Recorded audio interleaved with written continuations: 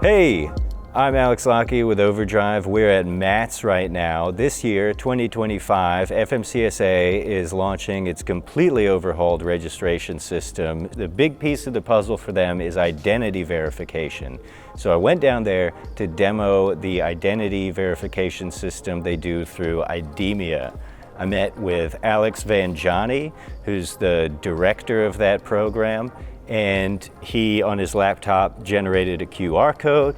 I scanned it on my iPhone, take pictures of both sides of your ID, and then it validates that with a selfie. When you started in the application, when you logged in, right, or when you started the registration process, you entered your name. Now you scan your driver's license, so it's matching the name you entered to the name on the driver's license. That's one part of it.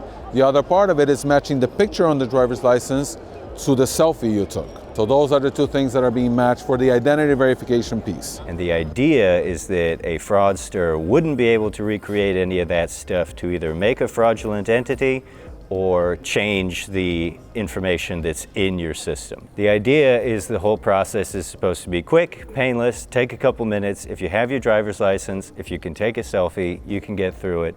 My experience wasn't exactly quick and painless. Probably 3 or 4 tries on my iPhone failed, and then I used another phone that finally went through. Yeah, even after it accepted my ID, which took 3 or 4 tries, it probably took another 3 or 4 tries to get the selfie right, holding the camera up to my face, trying to get my face in the whole thing. Eventually, it did all go through. Oh, great. Okay, you can now close the tab so it's over. So yeah, so in the application, once you're done with the phone, the application will then allow you to proceed, right? It will say, you were successful, and it will allow you to hit next, and then you can proceed with the registration. Great. And then in the future, we'll also have a business verification component, which is, in the pipeline. But for now, if you don't complete this process, you will not be allowed to move forward in the registration process.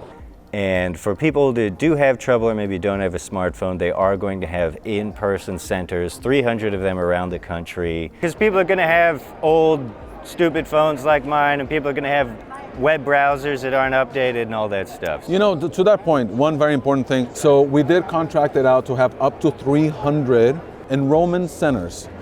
Right. In which, and I think we have close to 70 to 80 ready to go, okay? Whereas if you're having problems, if you don't have the technology, if you're just having problems, you can call this number and they will tell you which one is the nearest enrollment center. You walk in without an appointment. You just walk in and they're ready to help you.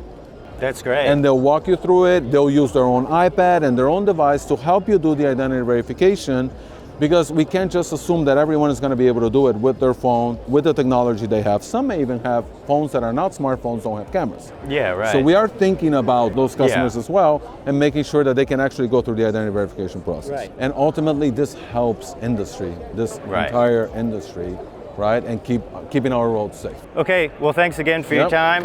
The self-ID process makes a lot of sense to me. It seems like a good step that would deter some traditional methods of fraud. My experience of it was it's a minor hassle, probably 4 out of 10 hassle to get the app and the pictures taken. Overall, it works out, and they're going to iron out the kinks. That's why they're doing the demo anyway. So I think that when they finally roll it out, it'll go a bit smoother than all that. So for more coverage of FMCSA's big update and their whole effort to fight fraud, which is a huge problem, go to overdriveonline.com. We've been covering it every step of the way. We've got for, against, indifferent arguments, so take a look.